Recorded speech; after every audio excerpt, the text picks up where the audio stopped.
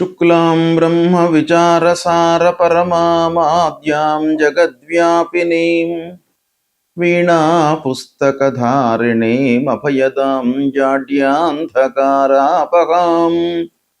హస్తే స్ఫాటికమాలికాం విదదతీం పద్మాసనే సంస్థితాం వందే తాం పరమేశ్వరీం భగవతీం బుద్ధిప్రదాం శారదాం. శ్రీ మహాగణాధిపతయే నమః. శ్రీ మహాసరస్వత్యై నమః. శ్రీ గురుభ్యో నమః.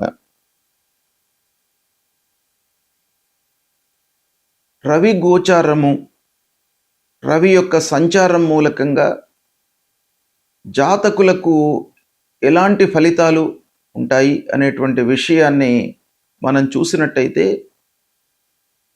రవి సంచారానికి అత్యంత ప్రాధాన్యత ఉంది. సూర్యుడు గ్రహరాజు కనుక ఆ సూర్యుడి చుట్టే మిగతా గ్రహాలన్నీ కూడాను తమ తమ కక్షల లోపల తిరుగుతూ ఉంటాయి. కనుక సూర్యుడి యొక్క సంచారము మానవులపైన ఏ స్థానాలలో సంచరిస్తున్నప్పుడు ఎలాంటి ఫలితాలు ఉంటాయి అనేటువంటి విషయాన్ని మనం చూసినట్టయితే, సూర్యుడు ప్రధానమైనటువంటి గ్రహ. అంటే సూర్యుడు ఏ ఏ విషయాలపై ప్రభావాన్ని చూపిస్తాడు సాధారణంగానంటే, సూర్యుడు తండ్రి, ప్రభుత్వపు పనులు, అధికారము, తర్వాత ఉద్యోగంలో ఉన్నటువంటి వాళ్లకు ఉన్నతాధికారులతో కలిగేటువంటి సంబంధాలు, సమాజంలో కీర్తి ప్రతిష్టలు, ముఖ్యంగా మనిషి లోపల ఆత్మవిశ్వాసము, మనిషిలో లీడర్షిప్ క్వాలిటీస్ అన్నీ కూడాను సూర్యుడి మూలకంగా వస్తూ ఉంటాయి. తర్వాత రాజకీయంలో ఉన్నటువంటి వాళ్లకు, ఉద్యోగులకు ఉద్యోగం ఎలా నడుస్తుంది అనేటువంటి ఎన్నెన్నో విషయాలపై సూర్యుడి యొక్క సంచారము గోచార రీత్యా లేదా జాతకులు జన్మించినటువంటి సమయంలో సూర్యుడు ఉన్నటువంటి స్థితి మూలకంగా, సూర్యుడు బలవంతంగా ఉన్నాడా, జన్మ సమయంలో బలహీనంగా ఉన్నాడా, అష్టక వర్గు ఎలా ఉంది, సమరాశిలో ఉన్నాడా, మిత్రరాశిలో ఉన్నాడా, శత్రురాశిలో స్థిరమై ఉన్నాడా జన్మ సమయంలో అనేటువంటి విషయాలపై సూర్యుడి యొక్క ఫలితము ఆధారపడి ఉంటుంది. అయితే గోచార రీత్యా సూర్య భగవానుడి యొక్క సంచారము 12 రాసుల వారికి ఎలాంటి ఫలితాలు ఇవ్వబోతున్నాయి అనే విషయాన్ని మనము తెలుసుకుందాం. తులారాశి వారికి రవి గోచారము ఎలా ఉంది అనే విషయాన్ని మనం చూసినట్టయితే, సూర్యుడు 15 జూన్ 2026 నుండి 16 జూలై 2026 మధ్యకాలంలో మిథున రాశిలో సంచరిస్తున్నాడు. అంటే బుధుని క్షేత్రంలో సూర్య భగవానుడు సంచరిస్తున్నాడు. ఈ సంచారం మూలకంగా ఎలాంటి ఫలితాలు కలుగుతాయి అనే విషయాన్ని మనం చూసినట్టయితే, తులారాశి వారికి మిథున రాశి ఏమవుతుంది? నవమ స్థానం అవుతుంది. అంటే భాగ్యస్థానంలో సూర్యుడు సంచరిస్తున్నాడు. 9వ స్థానము ప్రతికూలమే. అంటే మరీ అంత ప్రతికూలమైనటువంటి ఫలితాలు ఇవ్వకుండా, అనుకూలమైనటువంటి ఫలితాలు కూడాను ఇవ్వకుండా, ఒక మిశ్రమమైనటువంటి ఫలితాలు ఆ స్థానం మూలకంగా మనకు కలిగే అవకాశం ఉంది. అయితే ఇది ఒక పక్కన గోచార స్థానము ఉన్నప్పటికీ, తులారాశి అధిపతి శుక్రుడు, సూర్యుడి యొక్క సంచారం గురించి మనం చూస్తున్నాం గనక రవి శుక్రులకు శత్రుత్వం ఉంది. తర్వాత రవి బుధుడి క్షేత్రంలో సంచరిస్తున్నాడు. అంటే ఇక్కడ మిత్రత్వం ఉంది. అంటే ఒక రకంగా శత్రువు మిత్రుడు అంటే సమము. ఓవరాల్గా చూసినట్టయితే మిశ్రమ ఫలితము, స్థానరీత్యా కూడాను మిశ్రమ ఫలితాలు ఉన్నాయి. అంటే ఓవరాల్గా మనము ఈ సమయం తులారాశి వారికి మిశ్రమ ఫలితాలను ఇచ్చేటువంటి ఒక అవకాశం ఎక్కువగా ఉంది అనే నిర్ణయానికి రావచ్చును. అయితే ఎలాంటి ఫలితాలు ఉంటాయి అని అంటే, సూర్యుడు ముఖ్యంగా తండ్రి విషయాలకు సంబంధించినటువంటి కారకుడు. అంటే తండ్రికి కారకుడు. 9వ స్థానం కూడాను తండ్రికి సంబంధించినటువంటి స్థానం, అదృష్ట స్థానం కనుక ముఖ్యంగా భాగ్యస్థానంలో సంచరిస్తున్నాడు కనుక మీరు ధార్మికమైనటువంటి విషయాలపై ఆసక్తిని పెంచుకునేటువంటి అవకాశం ఈ సమయం లోపల ఉంది. తండ్రి యొక్క ఆరోగ్యం నిలకడగానే ఉంటుంది, అయినప్పటికీ మీరు శ్రద్ధ వహించడం అవసరము. తండ్రి మూలకంగా మీకు సహాయ సహకారాలు అందుతాయి. వాటిని సద్వినియోగపరచుకోవడం లోపల కొంత ఆలస్యం కానీ ఓవర్లుక్ చేయడం కానీ మీరు చేసేటువంటి అవకాశాలు ఉన్నాయి. తీర్థయాత్రలు చేయడానికి అనుకూలమైనటువంటి సమయము. పెద్దల యొక్క సూచనలను పాటిస్తూ ఉంటారు, తద్వారా మీకు లాభము చేకూరుతుంది. ఇకపోతే హయ్యర్ ఎడ్యుకేషన్ కొరకు ప్రయత్నాలు చేస్తున్నటువంటి వాళ్లకు ఈ సమయం బాగా కలిసి వస్తుంది. ఉద్యోగంలో మీకు మంచి అవకాశాలు కూడాను ఉన్నాయి. అధికారులతో, యాజమాన్యంతో మీరు మర్యాదపూర్వకంగా ఉండడం చాలా అవసరము. ఇకపోతే వ్యాపారస్తులు బ్లైండ్గా వ్యాపార విస్తరణ చేయకుండా వ్యాపార విస్తరణపై కొంత మనస్సు నిలిపి ఒక ప్రణాళికాయుతంగా ఒక ప్లాన్ వేసుకొని మీరు ప్రారంభించినట్టయితే సత్ఫలితాలు కలుగుతాయి. విదేశీ సంబంధాలు మీకు బాగా ఉపయోగపడతాయి. అంటే మీరు వర్క్ నిమిత్తమై విదేశాలకు వెళ్ళడం కానీ, విదేశాలలో ఉన్నటువంటి వాళ్లతో మీరు సలహాలు తీసుకోవడం కానీ, వాళ్ళ యొక్క సూచనలను పాటించడం మూలకంగా మీకు ఒక మంచి జరిగేటువంటి అవకాశం కనబడుతుంది. దీర్ఘ ప్రయాణాల మూలకంగా మీకు కలిసి వస్తుంది ఈ సమయము. ఇకపోతే న్యాయవాద వృత్తిలో ఉన్నటువంటి వాళ్ళు, న్యాయపరమైనటువంటి సమస్యలను ఎదుర్కొంటున్నటువంటి వాళ్లకు ఈ సమయం బాగా అనుకూలిస్తుంది. అందులో కదలిక కనబడుతుంది. ప్రభుత్వ పనుల లోపల మట్టుకు కొంత ఆలస్యం గోచరిస్తుంది.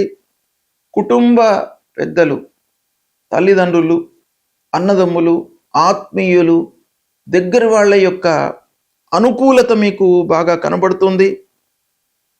దాంపత్య జీవితం, భార్యాభర్తల మధ్యన అన్యోన్యత ఉంది. అయితే మంచి అవగాహనతో మీరు ముందుకు వెళ్ళడం మూలకంగా పిల్లలను ఒక మంచి స్థితిలో మీరు నిలపడానికి అవకాశాలు ఉంటాయి. కాబట్టి దానిపైన మీరు మనస్సు నిలపడం చాలా అవసరము.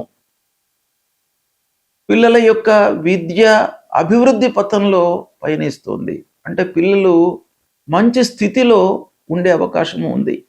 పోటీ పరీక్షలలో ఉత్తీర్ణులయ్యి మంచి సంస్థలో చేరడము, మంచి స్థాయి లోపల ఉండడము, అది చాలా సంతోషాన్ని ఇచ్చేటువంటి అంశం. మీకు పెట్టుబడులను మట్టుకు పరిశీలించి జాగ్రత్తగా చేయండి. ఇక ఆదాయం విషయంలో మట్టుకు స్థిరత్వం కనబడుతుంది. అంటే రాబడి, ఖర్చు ఒక మోస్తరుగా ఉంది, స్థిరంగా ఉంది. కాబట్టి మీకు ఇబ్బంది లేదు. ఆరోగ్యం కూడాను ఓవరాల్గా నిలకడగా ఉంటుంది.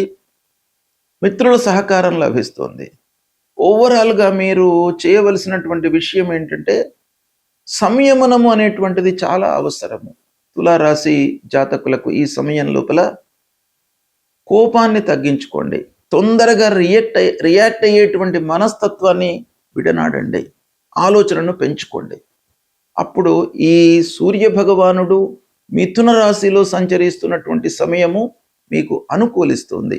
సూర్యుడి యొక్క సంచారము ప్రతికూలంగా ఉన్నప్పుడు, అంటే సూర్యుడు జన్మస్థానము, ద్వితీయ స్థానము, అర్ధాష్టమ స్థానము అంటే 4వ స్థానము, పంచమ స్థానము, సప్తమ స్థానము, అష్టమ స్థానము, నవమ స్థానము, ద్వాదశ స్థానము, ఈ స్థానాలలో సంచరిస్తున్నప్పుడు మనకు గోచార రీత్యా ప్రతికూలమైనటువంటి ఫలితాలను ఇస్తాడు.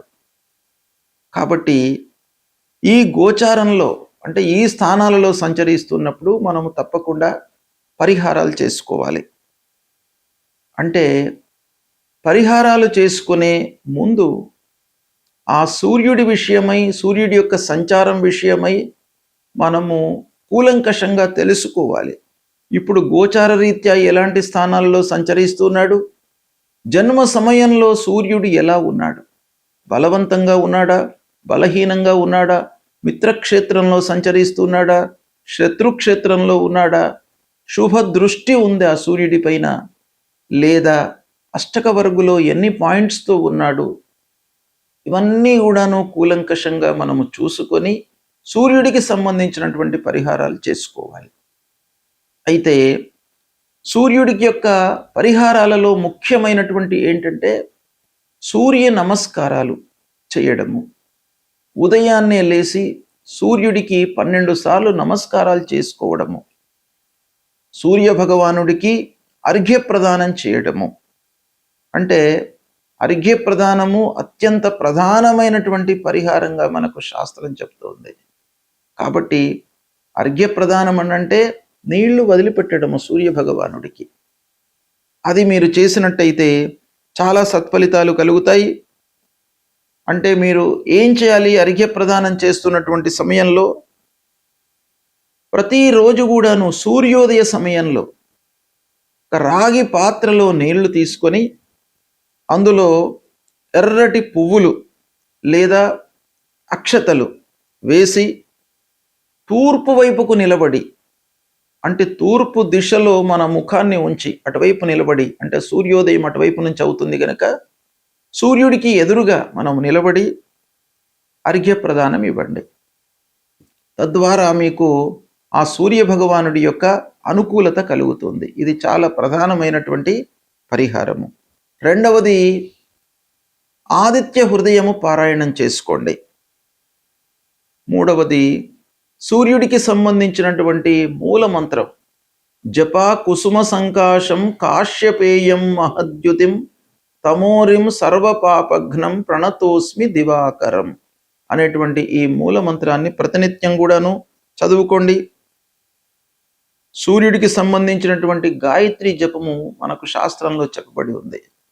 అది కూడాను మీరు ప్రతిరోజు చదువుకున్నట్టయితే సూర్య భగవానుడి యొక్క అనుకూలత ఉంటుంది. సూర్యుడు ఆరోగ్యాన్ని ప్రసాదించేటువంటి గ్రహము కాబట్టి మీరు ఈ సంచారంతో నిమిత్తం లేకుండా ప్రతిరోజు కూడాను సూర్య భగవానుడికి నమస్కారం చేసుకోండి.